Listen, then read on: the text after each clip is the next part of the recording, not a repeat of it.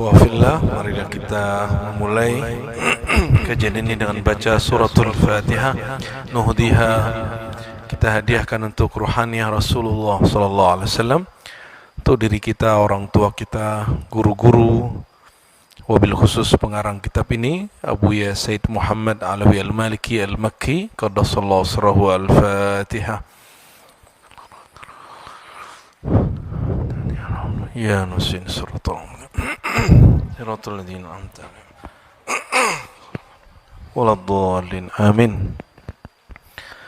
Wa bi sanadina an syekhina Syekh Mawardi wa Syekh Al-Habib Umar Abdul Aziz Shihab an syekhihima Abu Ya Said Muhammad Alawi Al-Maliki qala wa min fadaili hadhil ummah, di antara kelebihan umat ini kelebihan kita maksudnya, ma ja'alahu Allah ta'ala min ats-tsawab liman nama tahiran nawiyal qiyam,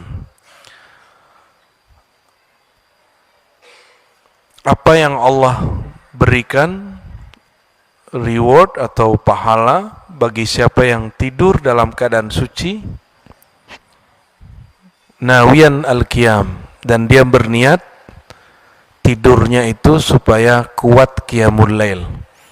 Coba mulai tidur siang, tapi sebentar saja, 10 menit sampai setengah jam, niatnya disebut qailulah. Apa disebut? Qailulah itu tidur untuk kuat malam hari melek. Kalaupun malam hari tidur supaya segar bangun tahajudnya. Jadi tidurnya bukan karena mata ngantuk, tapi karena berniat mau qiyamul lail. Seandainya antum wafat, meninggal dalam keadaan tidur, bangun-bangunnya itu pasti ingin sholat, walaupun sudah di alam barzakh.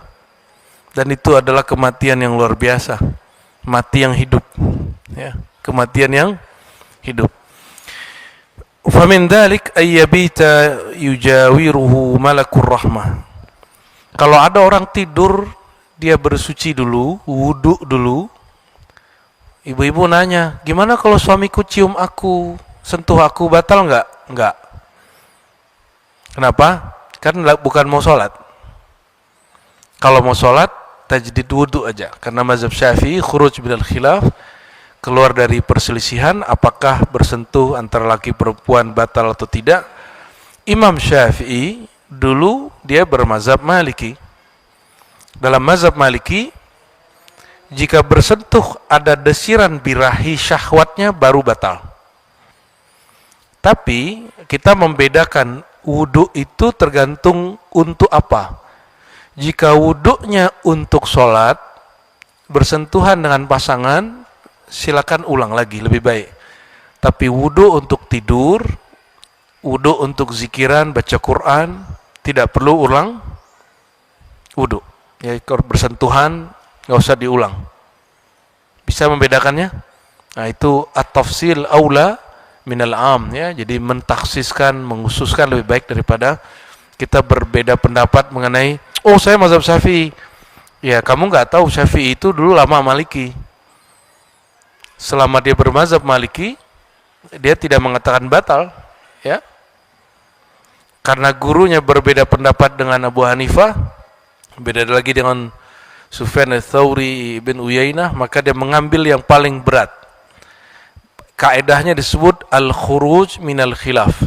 Jika ada orang berbeda 1, 2, 3, maka dia ambil yang paling berat dari 1, 2, 3. Itulah ciri khas mazhab al-Imam Syafi'i. Namun, bahasa Arabnya apa? Al-khuruj minal khilaf mustahab, bukan wajib. Keluar dari perselisihan ulama hanya dianjurkan, bukan wajib, jika sanggup. Kalau nggak sanggup, pakai salah satunya, ya.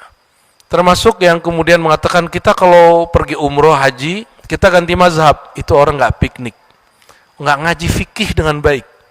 Bahwa Imam Syafi'i sebenarnya tidak mengatakan batal, Itu ada dalam babul hajj, kitabul hajj di kitab al-umnya, dia pernah menyinggung itu sedikit. Ya, dan dalam syarah-syarah dari murid-muridnya lebih banyak. Jadi antum kalau bawa istri atau bersentuhan waktu tawaf tidak usah ulang wudu, ya. Kita sudah nggak kepikiran lagi dengan syahwat. Ya. Maka di Quran disebutkan surat Maidah ayat 6, aula mastumun nisa. Lamastum dari bahasa Arab lamasa yulamisu, saling menyentuh. Berarti di situ ada syahwat, birahi. Ya, Imam Syafi'i mengatakan awal birahi itu dari sentuhan, betul nggak? Dan sentuhan yang paling membuat syahwat muncul, sentuhan dari wilayah sensitif, bibir, telapak tangan, ya. Itu sebabnya kalau kita belum terlalu kenal sama orang, saya kalau belum kenal, ya, kalau murid-murid ya masih jamaah umum, kita pakai ya alas, ya. Kita usahakan pakai alas tangan. Ayyabita yujawiruhu malakur rahmah. Siapa yang tidur dalam keadaan suci, berwudu, ada malaikat rahmat menungguinya. Jadi kalau ada malaikat maut datang, seandainya mengtakdirnya meninggal, itu malaikat maut negosiasi dulu sama malaikat rahmat. Kamu jangan coba-coba ambil dia dengan cara yang jahat, bukan jahat ya, dengan kasar. Ambil dengan cara yang lembut. Itulah kematian paling indah. Orang meninggal tapi rasanya seperti tidur. Tidur, kebayang tidur? Berasa nggak tidur? Tidur tuh nggak ada rasanya. Ada yang merasakan dirinya tidur? Nggak ada rasa tidur. Maka tidur itu nggak nikmat juga bukanlah suatu yang disebut anugerah, enggak. Allah hanya menyebutkan di Quran, wa ja'alna naumakum subata, kami jadikan tidurmu sebagai subat. Subat itu kosong dari aktivitas. Maka yaumus sabat, hari sabat itu hari tidak boleh beraktivitas, ya. Malaikat ini yad'u lahu bil maghfirah. Setiap kita tidur berwudu, itu malaikat Allah kirim, malaikat rahmat khusus menjaga orang wudu. Jadi antum kalau wudu, ini orang tidur loh, apalagi orang melek. Inilah rahasia yang tidak difahami banyak orang, kenapa guru-guru kita dari dulu mengatakan jaga wudu nak. Kenapa? Karena ada malaikat rahmat yang menunggui dia. Jika tidur ditunggui, apalagi orang yang melek, apalagi antum mau ngaji begini, ini malaikat rahmatnya double. Itu sebabnya jangan ikut pengajian kalau wudunya belum diperbaharui, kecuali emang lagi nggak suci, perempuan misalnya. Ini tadi wudunya ada yang lepas nggak? Mestinya diperbaharui. Kenapa? Ada malaikat rahmat, dan malaikat rahmat itu nanti akan menjadi asbab pikiran kita luas. Kita mandang orang nggak sensi, ya, tidak menghina, tidak merendahkan, ya. Bil maghfirati wal hifzi, malaikat ini mendoakan ampunan, wal hifz, hifz itu penjagaan. Qala sallallahu alaihi wasallam, Nabi bersabda, man bata tahiran, siapa yang tidur malam hari dalam keadaan suci, fi syi'arihi malakun, ya, di sekitar dia ada malaikat. Fala yastayqiz illa qala al malak, tidaklah orang ini bangun dari tidurnya kecuali malaikat berkata, Allah maghfir li abdika fulan, ya Allah ampuni si fulan ini. Jadi antum kalau wudu, Allah ciptakan malaikat rahmat dan penjagaan yang kerjaannya cuma Allah maghfir, ampuni dia. Kalau kita bangun melek, sama nggak malaikatnya? Sama. Dia akan berdoa, ya Allah jaga dia, ya Allah jaga dia, ya Allah ampuni dia. Fa innahu bata tahiran. Nah, kalau dia tidur dalam keadaan suci, maka fabil aula, maka lebih utama lagi jika dalam keadaan melek jaga. Dalam riwayat Ibnu Abbas, anna Rasulullah sallallahu alaihi wasallam qala tahhiru hadhil ajsad, Kalau tadi riwayat Ibnu Hibban, ya, Sahih Ibnu Hibban, beliau berkata di hadis yang sekarang riwayat Tabarani dengan sanad yang kuat, tahiru hadhil ajsad, bersihkanlah tubuh ini. Taharukumullah, Allah akan membersihkan batinmu. Fa innahu laysa min 'abdin yabitu tahira illa bata ma'ahu fi syi'arihi malakun. Tidak ada orang tidur dalam keadaan suci kecuali Allah kirim malaikat penjaga. La yanqalib sa'atan minal lail, tidaklah dia kemudian bangun satu saat saja malam hari itu kecuali malaikat mengatakan, Allah maghfir li 'abdika fa innahu bata tahira. Ya Allah, ampunilah dia karena dia tidur dalam keadaan berwudu. Nah, ini busyra lana, ini kabar gembira buat kita bahwa satu amal ada malaikat. Malaikat wudu lain dengan malaikat zikir. Malaikat zikir lain dengan malaikat baca Quran. Malaikat Quran, Quran pun per surat, per ayat, per huruf lain malaikatnya. Betapa nikmatnya kita. Dan malaikat itu bukan tuan kita. Malaikat itu khadam Allah, dari Allah yang Allah kirim untuk kita. Ya, khadam dari Allah. Jadi kalau ada orang nanya, Ustadz tuh pakai khadam. Ya, khadam malaikat. Rasulullah yang ngajarin. Ya, takut. Khadam itu dua, ada khadam langit, ada khadam bumi. Atau khadam nur, khadam zulumat. Bukan zulumat, khadam nur, khadam nar. Khadam dari cahaya, malaikat, khadam dari api, yaitu jin. Jangankan kami, sekelas Imam Salafi Ibnu Taimiyah membolehkan punya tentara jin. Bahasanya bahkan lebih dari itu. Boleh isti'anah bil jin, meminta tolong kepada jin, tapi saya tidak merekomendasikan itu, ya. Jadi Ibnu Taimiyah ini menyaksikan ulama-ulama, guru-guru dia perang jihad itu ngirim pasukan jin. Tenang, kita ini gak pernah musuhan sama jin.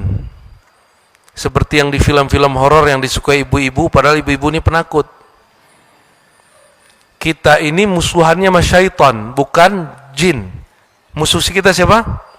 Tidak ada di Quran mengatakan innal jinna aduwwal lakum. Jin itu musuh kamu, tidak ada. Yang ada inna syaitana, yang musuh kamu adalah dan syaitan itu ada yang bertubuh jasad manusia, ada yang bertubuh jin, dan tidak ada malaikat. Oleh karenanya musuhnya kiai, musuhnya ustadz, ya ustadz. Karena yang iri sama ustadz, ya ustadz juga. Nggak mungkin dong yang iri sama ustadz politisi. Apakah orang yang dagang iri sama ustadz? Yang ada orang dagang manfaatin branding ustadz. Wa min dzalika annahu tustajabu da'watu. Orang yang tidur dalam keadaan berwudu, dia dikasih satu sir doa, doanya mustajab. Annahu tustajabu da'watuhu, doanya mustajab idza qama min lailatih, jika dia bangun malam hari. Fa'an Mu'adz ibn Jabal radhiyallahu ta'ala anhu anin Nabi sallallahu alaihi wasallam. Ya. Dari Sayyidina Mu'adz, orang yang disebut Nabi, a'rafun nas bil halal wal haram Mu'adz, sahabatku yang paling mengerti hukum halal haram Mu'adz. Sayyidina Mu'adz mengatakan bahwa Nabi sallallahu alaihi wasallam bersabda, syukran, ya, ma min muslimin, tiada seorang muslim. Ini muslim semua? Udah pasti masuk masjid toh, sholat, syahadat dan segala macamnya. Berarti kalau kita terjemahkan, tiadalah kita ini yabitu tahiran, tidur dalam keadaan suci, fayata'arru minal lail fayas'alullaha khairan min amri dunya wal akhirah illa atahu Allahu iyyah. Dia minta malam hari urusan dunia kah atau akhirat, pasti Allah kasih. Nah, ini sirrul ijabah. Mau doa mustajab? Jangan tidur dalam keadaan junub. Jangan tidur dalam keadaan kotor. Tidur itu bersih-bersih badannya, berwudu. Mohon maaf, yang muda-muda ini kadang kalau habis bercinta dengan istrinya langsung tidur. Ibu-ibu ini paling pemalas, ya. Udah mungkin udah dibeliin heater, masih aja ya. Ini hampir semua orang yang lapor kepada saya masalah mandi wajib. Nah, semoga yang hadir malam siang ini pada pagi ini jadi rajin mandi ya. Kalau rajin mandi, inilah rahasianya. Orang kalau mohon maaf ya melakukan hubungan suami istri yang halal, lalu dia mandi dan dia tidur, doanya malam itu mustajab. Dia melakukan suatu hubungan yang halal, Allah rahmati dia, Allah ampuni dia, ditambah dia tidur dalam keadaan suci, rezeki ente nggak usah ditanya lah. Ya. Jadi kalau ada orang nanya, apa sebenarnya rahasia rezeki lancar? Sering-seringlah bercinta dengan pasangan yang halal, mandi setelah itu langsung, lalu tidur dan dalam keadaan suci, niatkan tahajud. Insya Allah Allah mudahkan semuanya. Tapi kalau mandi, janganlah, ada cara mandi. Kalau mandi, ini dipakai oleh orang ilmunya di kolam renang. Kalau kita masuk kolam renang, yang masuk pertama kali kaki apa kepala? Kaki dulu. Kaki itu ada saraf yang banyak sekali. Biar dia berkenalan dulu, dia lagi berhadapan dengan air dingin kah, panas kah, berkavorit kah, atau apapun. Dia akan nanti menangkap, oh aku sedang ketemu air ini. Nanti si kaki yang punya saraf dia ngirim ke punggung, ngirim ke sini pundak, terus sampai kepada otak. Otak kita lalu menyiapkan, mengatakan ke seluruh tubuh, siap-siap kamu bertemu air yang dingin, gitu. Ini serius Pak. Ini cerita Imam Ghazali ini ya. Sebelum ada neurologis hari ini, Ghazali udah cerita itu. Imam Ghazali itu wafatnya 505 Hijriah. Dia sudah mengerti bab itu. Dia tidak anti biologi, dia tidak anti kedokteran dan filsafat. Dan dia mengerti cara bagaimana kinerja badan. Jadi kalau mau mandi, dimulai dari mana? Ya, baca doanya di hati aja. Kalau tempat mandinya bercampur dengan tempat buang air. Ya. Syukur-syukur mandinya pakai kain basahan ya. Disiram ujung kaki, naik bertahap ya. Ini pangkal paha kita, itu salah satu wilayah yang mesti kena air dahulu sebelum badan. Kemudian masuk ke sini. Tangan masuk ke mana? Ini wilayah yang mesti kena air dulu. Bagian mana nih? Nah, di sini ada titik panas, dia kalau kena air dulu, dia cepat sekali beradaptasi. Maka tidak ada yang namanya rematik mandi malam hari, itu nggak ada, itu bohong. Yang ada Anda salah cara mandi. Mandi langsung main guyur. Makanya cara mandi pun harus berijazah.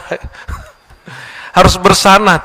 Dimulai dari kaki, bertahap kanan, ya, masuk, baru bagian sini juga, ini bagian panas, betul nggak? Ini bagian panas, siram-siram dulu di sini, tengkuk, baru guyur kepala. Tidak ada namanya air dingin. Kampung saya itu dingin sekali airnya. Jam 5 sore sudah dingin. Sudah dingin jam 5 sore. Ini kita mandi jam 3. Nggak ada tuh. Enak. Justru air yang paling bagus, yang paling banyak oksigennya, air yang dingin. Air yang paling banyak oksigennya, air yang dingin. Bagi yang punya penyakit-penyakit badan tuh coba mandi sebelum subuh. Tapi dengan cara yang tadi lebih baik, lebih oke lagi kalau ente melakukan sesuatu sunnah sebelumnya ya, bersama pasangannya.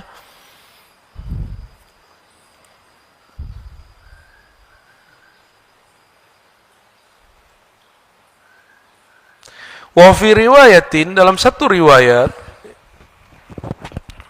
Abu Umamah mengatakan, sami'tu Rasulullah sallallahu alaihi wasallam yaqul, aku mendengar baginda bersabda, man awa ila firashihi, siapa yang hendak naik ke ranjangnya dalam keadaan tahiran yazkurullah, dalam keadaan suci, dia mengingat Allah hatta yudrikahun nu'as, dia sebut nama Allah sampai datang tidur. Lam yanqalib sa'atan minal lail yas'alullah khairan min khairid dunya wal akhirah illa atahu Allah iya. Tidaklah dia bangun malam hari walaupun sesaat lalu berdoa urusan dunia ataupun akhirat kecuali Allah kasih. Jadi ma'rifat doa mustajab pun gak mesti wiridan banyak. Emang Allah itu kalau ente gak wiridan gak denger. Kita wiridan, kita wiridan atau tidak, Allah denger gak? Yang masalah itu yakinnya kita yang kurang. Doa itu yang penting yakin, bukan banyak. Dukun itu saking yakinnya, padahal wiridannya nggak ada, atau kalaupun wiridannya wiridan kegelapan. Tapi dia yakin, dia baca kun selesai. Kalah kiai. Banyak kiai kalah? Banyak. Maka kiai kadang-kadang lebih penakut daripada dukun ya.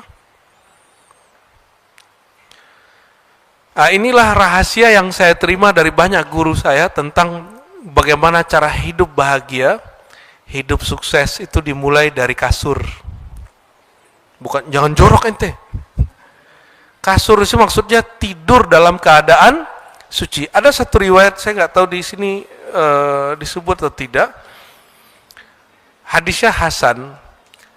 Man bata tahiran, siapa yang tertidur dalam keadaan suci, ruhnya Allah mi'rajkan dan tawaf di arasnya. Nah, itu kesuciannya sudah level tingkat tinggi itu. Tapi kita nggak ingat. Kenapa kita nggak ingat? Nah, ini rahasianya. Mimpi yang kita ingat itu hanyalah mimpi yang saat kita ngalami kita bangun, itu yang kita ingat. Jadi kenapa antum kalau mimpi nggak ingat? Sebenarnya setiap orang tidur tuh mimpi. Namun mimpinya udah selesai, dia tidur nyenyak, dia bangun, dia lupa. Ya, itulah gunanya. Nah, ini kaifiatnya. Bersuci, sembari mata ini mau melek-melek merem gitu ya, qalbunya zikrullah. Qalbunya zikrullah, sebut nama Allah. Ada zikir yang tidak dibaca lisan lagi, dibaca qalbu. Nah, itu yang mesti diambil talqin kepada guru mursyid. Bukan zikir baca lisan lagi. Karena menjelang tidur itu mirip-mirip sakarat orang mati, tapi ini sakarat mabuk orang mau tidur yang kita sebut ngantuk. Ngantuk itu kayak orang sakarat loh. Orang kalau betul-betul capek, dia antara jaga dan tidur itu kayak kadang kayak ngeliat sesuatu kelibet, bener nggak? Pernah ngalami begitu? Ya, saya sering karena tidur saya jarang. Jadi kalau mau tidur itu kadang-kadang macam-macam yang kelihatan ya. Kadang ngeliat ente juga ada, nggak penting juga kadang tuh. Kadang ngeliat yang nggak perlu. Akhirnya saya ingat, aku belum wudu, ulang lagi wudu. Nah, itu rahasianya jika berwudu sebelum tidur ya.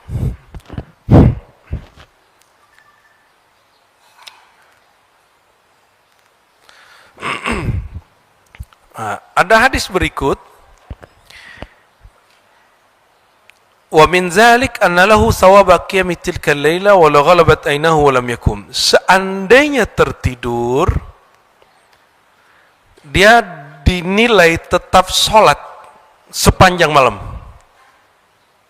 Ini reward dari Allah ya. Walau ghalabat aynahu wa lam yakun. Seandainya matanya emang kecapean, mungkin khidmatnya terlalu berat, walam yakum, dia tidak bangun malam hari, dia dapat pahala sholat malam walaupun tidak sholat ya. Tapi ini nggak sering-sering ya. Kalau ente kayaknya tiap malam begitu. Ma min mri'in takunu lahu sholatun bil-lail. Tidaklah seseorang punya wiridnya adalah sholat malam. Fayaghlibuhu 'alaiha naumun, tapi malam itu dia kecapean dan dia ketiduran. Illa kataballahu lahu ajra salatihi. Dia tetap ditulis sholat. Asbab apa? Ada malaikat yang nungguin, malaikat itu yang sholat. Pahalanya dikasih buat kita. Wa kana naumuhu alaihi shadaqah. Tidurnya dijadikan Allah sebagai sedekah untuk badan. Ini rahasia. Tidur itu ternyata sedekah untuk badan. Kenapa? Tubuh ini bukan punya kita, tubuh ini dipinjamkan Allah dan Allah punya amanah ini jaga tubuh. Ente jangan merasa nih tubuh milik kita, enggak. Suatu saat bakal ditinggal enggak? Udah berapa miliar sih orang meninggal di dunia ini? Kok masih kurang sadar bahwa tubuh ini bukan milik kita, dia pasti ditinggalkan, maka disebut meninggal. Oleh karena itu, jaga-jaga tubuh ini.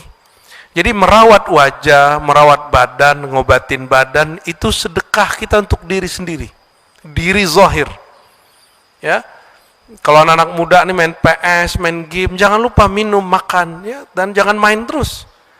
Main itu kan mata, tangan, otak.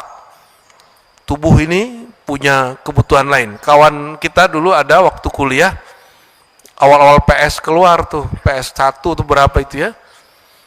Bukan PS ya, namanya apa, game apa dulu tuh ya? Nintendo ya.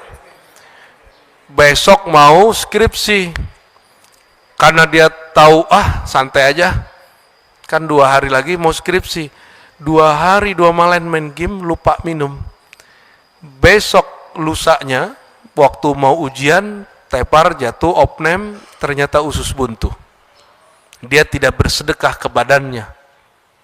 Ya, jadi yang suka main sepedaan, yang suka jogging, olahraga, jangan siksa badan. Itu sebabnya saya mohon maaf, saya tidak sepakat dengan orang yang membolehkan minum suplemen untuk bikin badan berotot. Itu suplemen bukan, hormonnya bukan hormon laki-laki. Itu hormon yang ada di ibu-ibu itu. Ya, itu yang bikin badan laki-laki kemudian gelambir-gelambir tinggal dibentuk kan. Kalau hormonnya ada hormon perempuan, nanti lama-lama jadi Allahumma sholli ala Muhammad. Kita bergaul aja dengan orang kemayu, kita ikut kemayu, Pak. Ya, saya tidak menyalahkan teman-teman kalau ada emang karena dia besarnya sama perempuan, jadi agak sedikit halus, nggak apa-apa. Tapi jantan mah jantan aja ya. Tetap sukanya dengan lawan jenis. Tetap ada ketegasan batin sebagai seorang laki-laki. Wa fi riwayatin kana naumuhu shadaqatan alaihi min rabbi. Tidur itu adalah sedekah Allah untuk kita, maka jangan sombong, terimalah sedekahnya Allah. Antumul fuqara'u ilallah, kalian itu orang fakir, Allah kasih sedekah namanya tidur. Wa ja'alna naumakum subata, ya.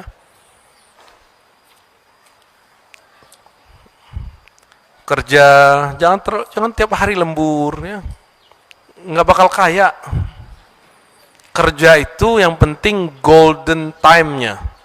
Waktu emasnya yang dicari. Saya belajar bahasa Arab itu juga saya cari time emas. Saya nggak belajar, nggak seperti, mohon maaf, pesantren hari ini yang memaksakan santrinya hari bahasa Arab. Akhirnya anak kita kena gundul terus. Hari bahasa Inggris gitu. Seharusnya kalau mereka sudah tahu metode mendidik, cukup dibuat English hour, Arabic hour gitu ya. Jam bahasa Inggris, jam bahasa Arab. Karena otak kita ini suka bosen. Kan lucu, akhirnya muncullah bahasa-bahasa ala santri, ngomongnya bahasa Inggris, tapi orang Inggris nggak paham. Bahasanya bahasa Arab, tapi orang Arab Saudi bilang, ish hada, ish kulta. Ayo lughatin hadza, katanya. Ini bahasa apa ini? Bahasa planet dari mana ini? Ngomongnya la na'am tapi nggak jelas. Ya. Ana adiribu, ana aj'alu hal apalah nggak jelas tuh. Itu akibat karena pemaksaan otak. Otak itu nggak usah dipaksa, otak itu cukup dilatih, dia akan mengalami loncatan kemampuan. Jadi itu yang disebut ya neurologis otak itu, ya. Nah, teman-teman ahli otak ternyata berutang banyak ke Ibnu Sina. Ibnu Sina menemukan teori itu dahulu. Walaupun diklaim oleh orang-orang sekarang ya. Kita ini, jadi otak tuh kayak apa ya? Dia kalau hari ini bisa baca 1 halaman, besok kalau baca lagi ningkat jadi 5. Besok baca lagi bisa jadi 10. Itu otak. Jadi nggak ada namanya otak aneh udah tua, itu bohong. Tua itu mah badan doang, kulit keriput. Tapi kalau otak ini dilatih, pasti dia aktif lagi. Otak itu bisa melakukan peremajaan diri. Disitulah gunanya tidur sejenak. Lalu kenapa imam-imam kita kurang tidur, tapi mereka otaknya lebih cerdas daripada orang yang kayak ente ini banyak tidur? Karena mereka subatanya, istirahatnya bukan dalam tidur, dia istirahatnya ketika wiridan. Ini yang saya sering bacakan di luar sana, ala bidzikrillah tatmainnul qulub. Allah mengatakan dengan zikir kolbu menjadi tentram, jantung menjadi rileks. Jadi seorang kekasih Allah itu ketika dia sudah tahu teknik berzikir, dia cukup duduk tenang, duduk begini saja, itu sudah setara dengan tidur 1 jam. Dia napas agak dalam dikit, menyebut nama Allah, itu rasanya sudah sama. Bayangkan Nabi musim perang, itu sulit sekali tidur, ya, nggak bisa tidur, dan Nabi emang matanya tertidur, hatinya melek. Kenapa? Hati Nabi tidak pernah berhenti berzikir. Hati Rasulullah SAW setiap detik, setiap saat itu menyebut nama Allah, ingat Allah. Itulah asasnya kenapa Nabi tidak tidur kolbunya, tapi tidur matanya. Kalau kita gimana? Mata melek, hati lelah hayati. Dalam satu riwayat kata Rasulullah di halaman 112, "Ma min 'abdin yuhadditsu nafsahu bi qiyami sa'ah min al-lail fayanamu anha." Tiadalah orang berniat dia bangun malam hari sesaat saja tapi dia tertidur. Illa kana naumuhu shadaqatan tasaddaqallahu biha alaih. Maka tidurnya Allah jadikan sedekah. Nah, sekarang ketemu istilahnya disebut kredit sleep. Ya, kayak kita ini rombongan KAP ini yang khidmat, saya juga khidmat ngajar, teman-teman khidmat nemenin kita, nyiapin segala macamnya.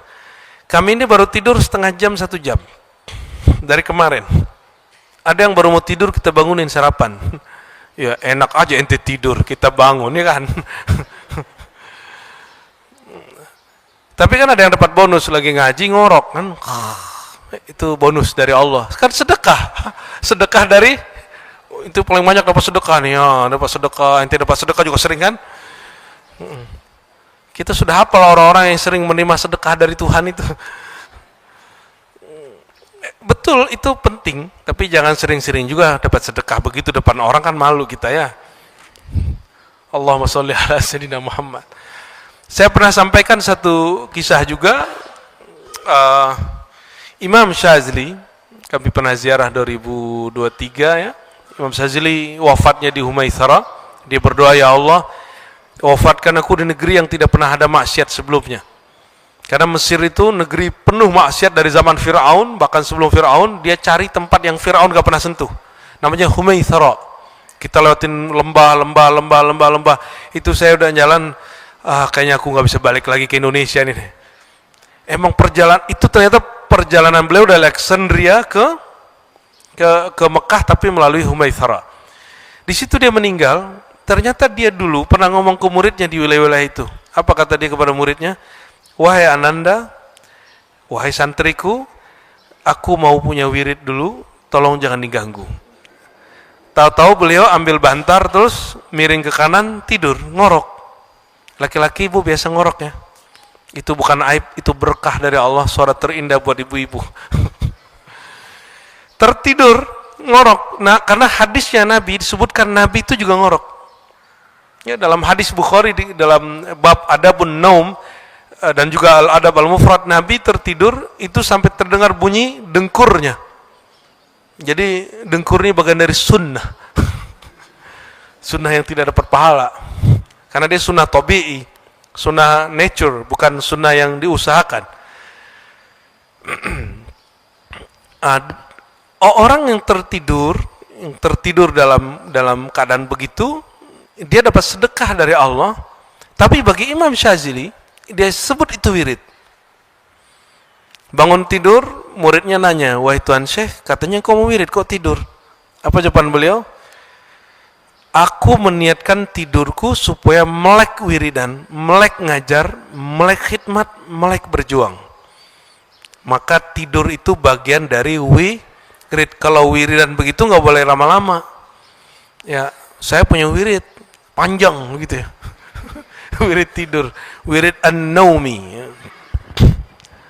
Hizibnya mendengkur ya. Allahumma sholli ala Muhammad ya. Ini rahasia bapak-bapak kalau lagi Jumatan. Wa katabalahu ajra ma nawa ya. Allah catatlah apa yang dia niatkan ya. Allahumma sholli ala sayyidina Muhammad. Kita pindah dari bab malam ke bab salat rawatib ya. Salat sunat yang lain yaitu 12 rakaat yang ada menyempurnakan salat-salat kita yang ada.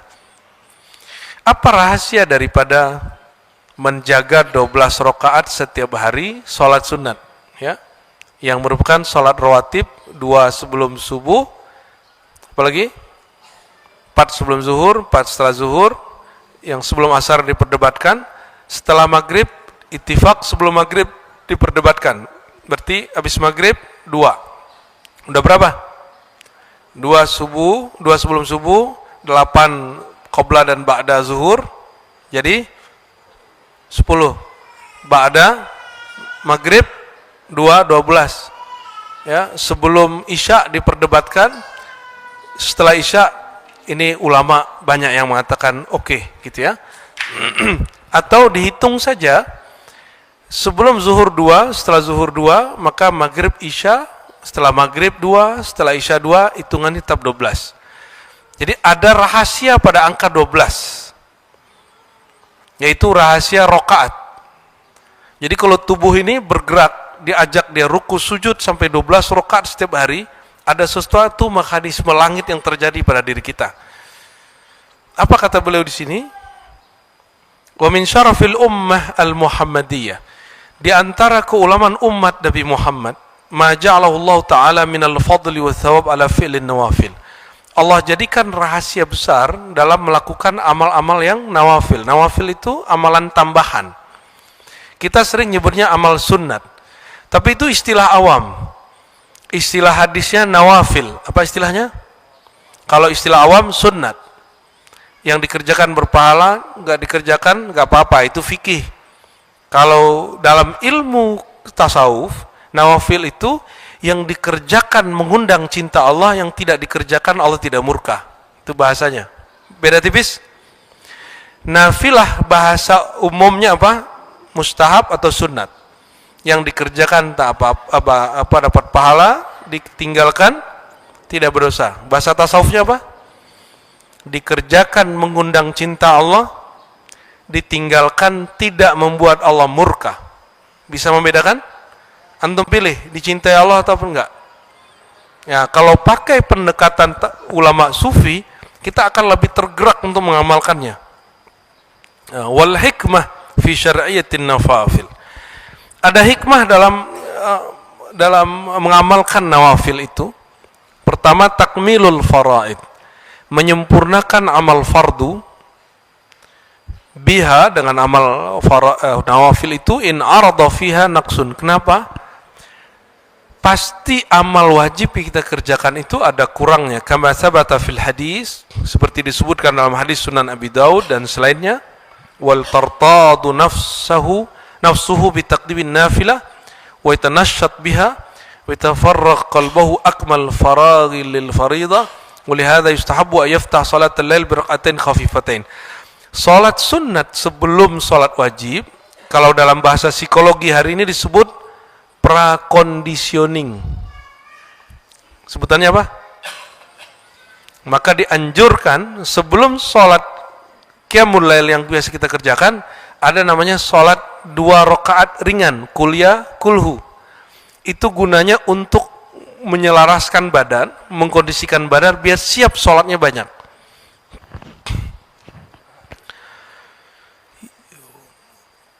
Lalu ada beberapa mazaya makathira wa manaqib azima, ya, faminha annahu man hafaza ala 12 raq'ah min al-lail layla banallahu lahu baitan fil jannah. Jika enggak sempat salat sunat sebelum subuh, sebelum zuhur, setelah zuhur dan salat-salat yang lainnya, kumpulkan di malam hari, jadikan dia 11 atau 12 rakaat, itu juga bisa. Ya. Apa kata Nabi? Siapa yang menjaga 12 rakaat setiap hari, setiap malam, banallahu lahu baitan fil jannah. Allah bangunkan bagi dia villa di surga. Pengen punya villa enggak? Ya. Yang biasa punya villa di puncak orang kaya apa orang miskin? Berarti mau kaya sholat 12 rakaat setiap hari. Itu konglomerat. Jangankan di puncak, di sorga aja dia punya villa. Apa maharnya? 12 rakaat setiap hari, ya. Oleh karena itu Sayyidina Muhammad SAW ketika ketinggalan salat sunat sebelum subuh, beliau mengqada'nya ba'da subuh langsung. Dan itu thabitun fis sahihaini, ada dalam kitab Sahih Bukhari dan Muslim. Ini jarang disampaikan tapi mesti kita sampaikan, bahwa yang tidak diperkenankan sholat antara subuh dan terbit matahari itu sholat rawatib. Tidak ada sholat rawatib. Tapi kalau mengqadha boleh. Nabi yaqdi salatahu an-nafilah fabil aula an naqdiya salat al-faridah. Nabi mengqadha sholat sunatnya, apalagi sholat wajib. Ya, jangan seperti yang dikatakan temanku satu ini. Jadi dia tertidur subuh jam 7, udah lewat, ya sudahlah. Besok masih ada subuh lagi. Dia punya utang kepada Allah, terus dia nggak bayar. Itu kan sama kayak ente mau bayar hari Senin nggak bisa bayar, kan udah nggak bisa bayar hari Senin, berarti sudah. Begitu nggak? Besok nggak bayar lagi. Begitu. Itu orang cerdas apa bodoh? Ya, banyaklah orang-orang yang bodoh itu hari ini. Jangankan amal wajib, amal sunatnya nggak diqadha. Kebalik ya. Jangankan amal sunatnya, amal wajib aja nggak diqadha. Nah, kita diribat menyarankan semua orang yang sudah belajar zikir wirid asas, yang pagi sore 100 itu, kalau ketinggalan pagi qadha duha. Ketinggalan duha qadha, lagi di jalan kah, lagi di mana kah? Karena sekali meninggalkan amal rutin, dia akan bolong sampai nanti. Ya, ingin punya wirid, kalau ketinggalan qadha. Itulah Nabi SAW, ketinggalan sholatnya Nabi qadha bahkan di waktu makruh.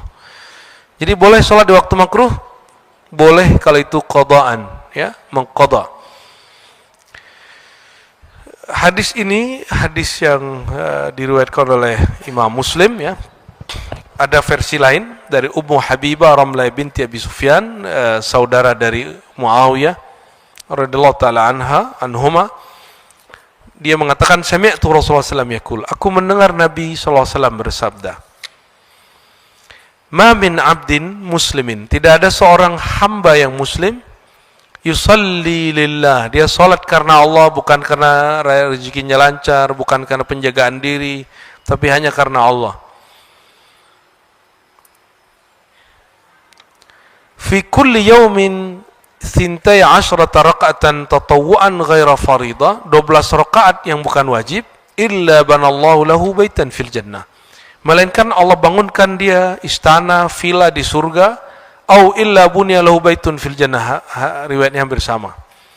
Apa aja itu? 4 rakaat sebelum zuhur, 2 rakaat setelahnya, 2 rakaat setelah maghrib, rakaatain ba'da isya, 2 rakaat setelah isya, dan 2 rakaat sebelum subuh. Dalam hadis Sayyidah Aisyah diriwayatkan oleh Nasa'i dengan sanad yang hasan disebutkan, man sabara ala sintai raqah, yang mewiridkan 12 rakaat setiap hari, fil yawm wa lailah dakhala al jannah, pasti masuk surga. Kenapa? Dia punya rumah di surga. Kalau kita mau pulang kampung, nggak ada rumah di kampung, berani pulang nggak? Mau nginep di mana? Malunya bukan main. Betul? Orang punya rumah di satu tempat, pasti dia ke tempat itu. Kalau kita punya villa di surga, pasti kita bakal ke sana. Sudah nyicil belum? Sudah nyicil? 12 satu hari ini 12, satu villa, satu istana sudah. Besok berarti ente yang sudah 12 rakaatnya bertahun-tahun, berapa itu? Kalau matinya husnul khotimah.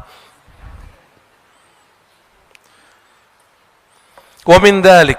Nah, sekarang diurai. Tadi 12 itu adalah villa istana di surga. Sekarang diurai mulai dari salat subuh. Halaman 114 paragraf kedua. Wa min dzalik anna rak'atayil fajr khairun minad dunya wa ma fiha. Bahwasannya 2 rakaat sebelum salat subuh lebih baik dari dunia dan seisinya. Sebutkan orang paling kaya di dunia hari ini, siapa? Di Indonesia deh. Siapa orang kaya di Indonesia, Pak? Siapa, Pak? Haji Isam. Kayaknya iya ya. Kalau yang itu naga-naga gitu ya. Sekarang 9 naga lawan 9 haji. Ada aja tuh orang ya. Kita daripada 9 naga mending 9 haji. Tapi tunggu dulu, 9 naga ini juga ada yang baik-baik 1-2 orang ya. Ada yang muridnya Pak Menak itu, 9 naga itu. Ya. Kadang-kadang orang lokal lebih ganas daripada orang bernasab kepada selain pribumi kadang ya. Tapi kita berdoa, siapapun orang-orang kaya di muka bumi ini, terutama Nusantara ini, dia cinta negeri kita. Ya, jangan hanya eksploitasi bumi, tapi pelit. Saya suka kalau ada orang eksploitasi bumi, tapi dia kemudian banyak bersedekah ke orang sekitar, bahkan ke seluruh negerinya.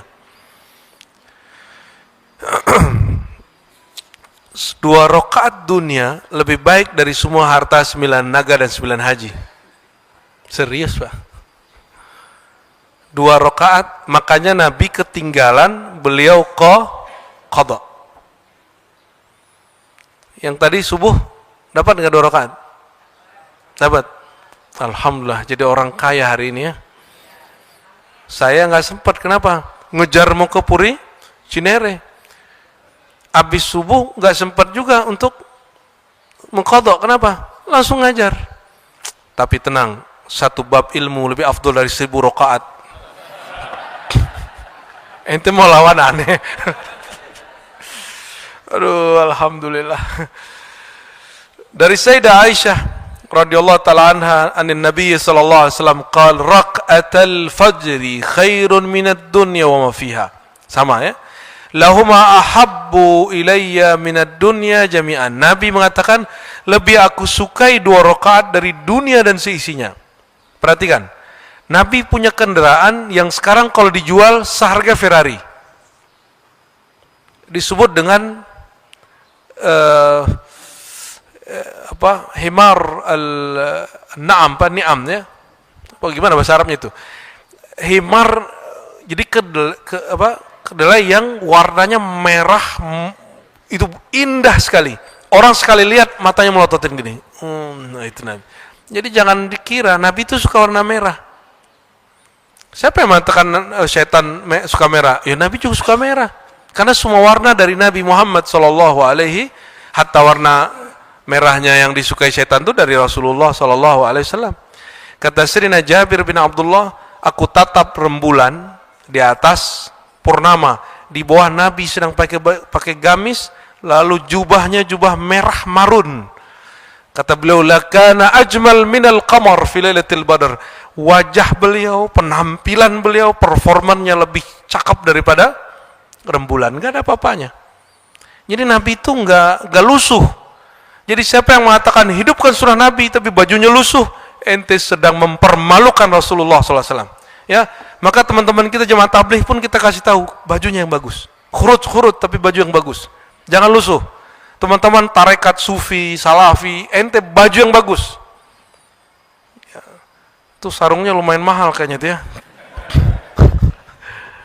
Ya, kenapa gus-gus di Jawa itu kemana-mana pede pakai sarung, Pak? Sarung dia seharga motor ente, motor bekas. Ya, serius. Sarung-sarung mereka itu tenun manual. Ya, yang 2 bulan, 3 bulan baru jadi, mereka pakai. Ada yang batik ya. Kita baru melek, Pak. Kenapa gus-gus ini lebih senang pakai sarung daripada pakai celana? Karena celanaannya 300.000, sarung dia 3 juta. Jadi 10 celana kita baru dapat 1. Jadi kalau kita bilang, sarungan di bandara, dia nggak tahu itu harga sarung berapa ya. Tapi kalau orang sholat 2 rakaat lebih afdol dari seluruh sarung yang dipakai semua gus-gus itu. 2 rakaat saja, sholat subuh sebelum subuh ya. Coba berazam mulai siang ini, pagi ini, saya berniat untuk menunaikan sholat nafilah, sholat sunnah, sholat tatawwu, mengundang cinta dari Allah. Kalau ini kan hanya motivasi. Ini hanya motivasi ya.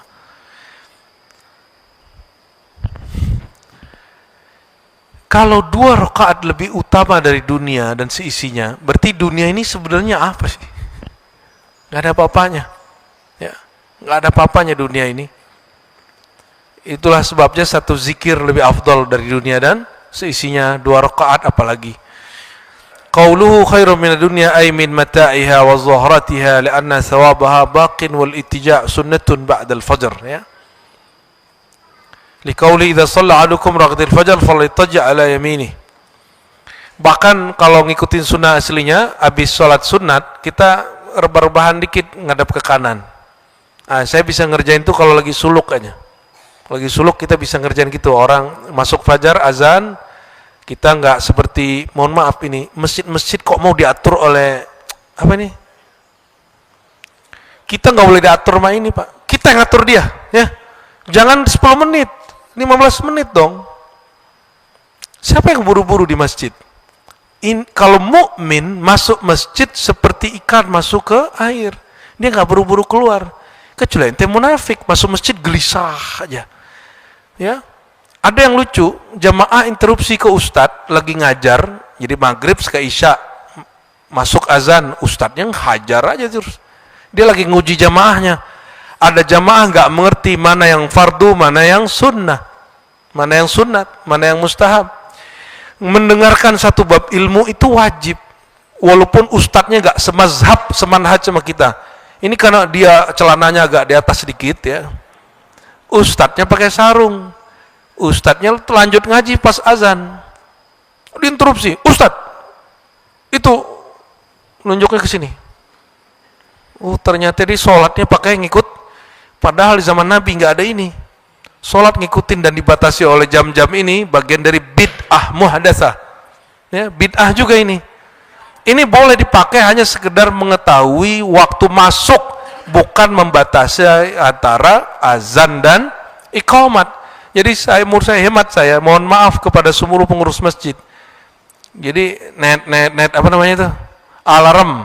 Alarm pembatas antara azan dan iqamat itu bid'ah matrudah sayyi'ah. Itu bid'ah tertolak.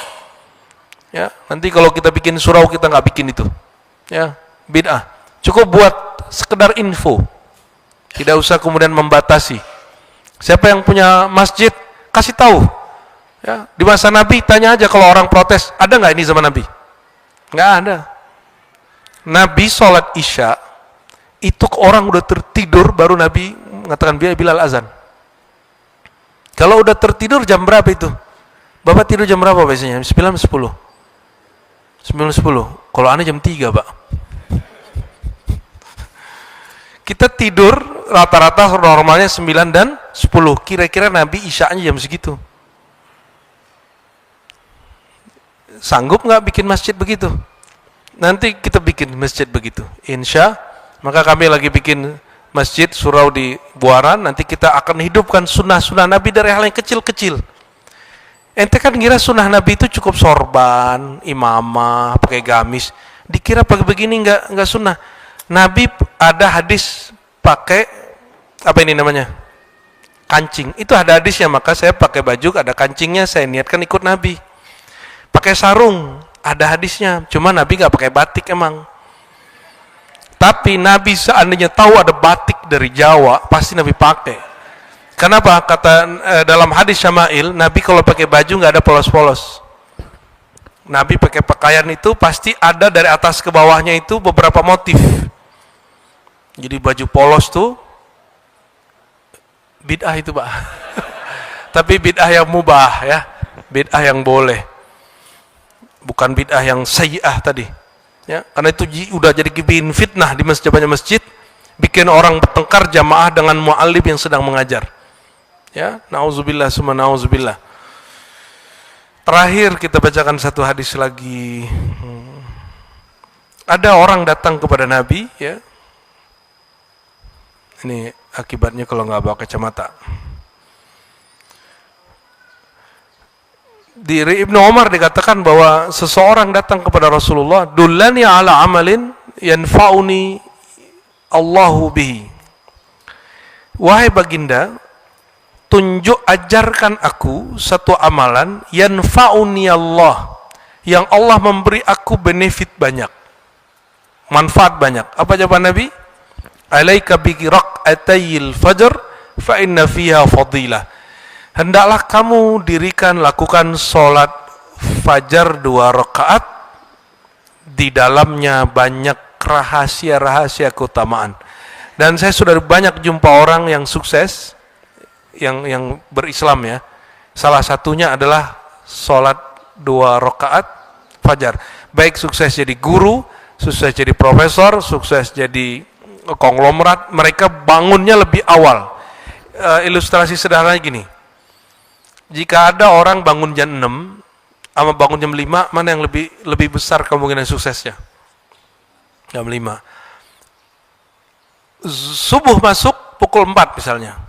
Orang ini sudah bangun setengah 4. Kira-kira persiapan suksesnya lebih banyak mana? Nah, itulah rahasianya kalau kita dapat sholat 2 rakaat fajar, ya. Dan betul orang ini kemudian hidupnya jadi disiplin, dan itu tidak pernah ada di zaman sebelum Nabi Muhammad SAW. Orang Arab Mekah, orang Arab Madinah bangunnya Masya Allah. Sampai hari ini balik lagi. Orang Arab itu hari ini kalau malam keluar, Pak, masuk mall, ngopi, makan-makan di rumah makan sampai jam 1, jam 2, habis itu pulang tidur, subuh lewat. Itulah sebabnya sampai hari ini, jangankan di Mekah, Al-Quds, kenapa tidak bangkit-bangkit? Inti kalau jalan sebelum subuh, itu orang-orang tidur aja. Yang sholat subuh di sana orang Afrika, orang jemaat tabligh, ya, kita orang Indonesia. Ini yang dikatakan oleh rahib Yahudi. Kami baru takut kepada orang Islam kalau subuhnya kayak Jumat. Itu kasusnya di sana. Bukan untuk anak geng-geng motor yang kemudian jadi touring Islami. Mari kita takutkan Yahudi dengan subuh rame-rame. Enggak ngaruh. Itu asbabul wurudnya, ya. Konteks pembicaraannya adalah di Al-Quds. Akhirnya teman-teman ini yang baru hijrah ini salah faham. Dia sholat subuh rame-rame bukan untuk mencari perhatian Allah, tapi untuk menggetarkan Yahudi. Ente lebih percaya Yahudi sama Rasulullah. Rasulullah kasih tahu 2 rakaat sebelum fajar, sebelum subuh itu afdal, lebih utama dari dunia isinya, nggak dikerjain. Gira rahib Yahudi nyebarnya di YouTube lagi, nyebarnya di WA lagi, dijadiin subuh pemburu subuh. Saya geli sama orang yang termotivasi untuk itu. Siapa yang punya gerakan subuh, luruskan niatnya, hidupkan sunnah Nabi. Masa kalian motoran di jalan tapi nggak 2 rakaat? Ya, hidupkan sunnah Nabi. Bukan mau menggetarkan Yahudi, tapi ingin mencari perhatian Allah, mengikuti sunnah Rasulullah Sallallahu Alaihi Wasallam. Ya. Lalu beliau mengatakan ini sebagai ikhtitam, la tada'u rak'atain qabla salatil fajr fa inna fiha ar-raghaib. Rak'atil fajr hafizul fa inna fiha ar-raghaib. Jangan tinggalkan salat 2 rakaat sebelum fajar karena di dalamnya ada raghaib. Raghaib hal-hal yang indah, yang bagus, hal-hal yang disebut kebahagiaan-kebahagiaan. Dan coba rasakan sendiri, salat 2 rakaat sebelum subuh hari itu lebih bahagia dari hari yang lain. Insya Allah, semoga Allah meridhai kita semua. Allah bantu kita untuk menjadi hamba yang cinta kepadanya, cinta mengikuti sunnah Rasulnya, tidak berselisih banyak-banyak, lebih banyak mengutamakan al-mahabbah, ya, cinta mawaddah sama kita.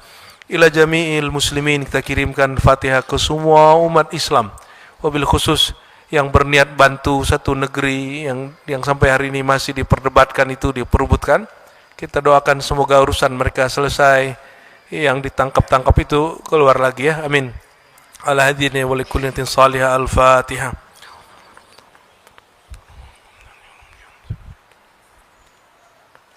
Allahumma rahman rahim ya karim ya azim. Ya azim salli ala sayyidina Muhammad man kana khuluquhu azim. Allahumma azim salatu wassalamu ala nabiyil azim. Allahumma ya Allah yang maha agung, yang maha besar, mohon lipat gandakan, besarkan juga salawat salam kami kepada Sayyidina Muhammad yang mana akhlaknya juga agung dan besar. Allahumma ya Allah ya Sami' ya Basir, ya man yanzur ila qulubina. Wahai Allah yang maha memandang, yang maha melihat, yang maha mendengar, yang maha menatap isi kolbu kami. Ij'al fi qulubina ma'rifatak. Ya Allah, jadikan kolbu kami menjadi tempat kami mengenal Engkau. Ya Allah, jadikan kolbu kami menjadi awal dari kami berniat melakukan segala satu kebaikan. Allahumma ya Allah, jika Engkau melihat pada kolbu kami ada noda hitam, ya Allah mohon dibersihkan.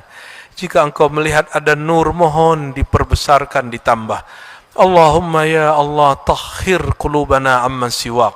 Ya Allah, mohon bersihkan hati kami dari bayang-bayang selain Engkau. Jadikan qulubana baitan min buyutik. Jadikan kolbu kami adalah rumah-rumah-Mu, tempat mengingat Engkau di dalamnya. Allahumma ya Allah, a'inna ala hubbi Sayyidina Muhammad SAW. A'inna ala tibai sunnati Nabina Muhammad SAW. Ya Allah, bantulah kami mengikuti sunnah Nabi-Mu, mengikuti perjuangan Nabi-Mu.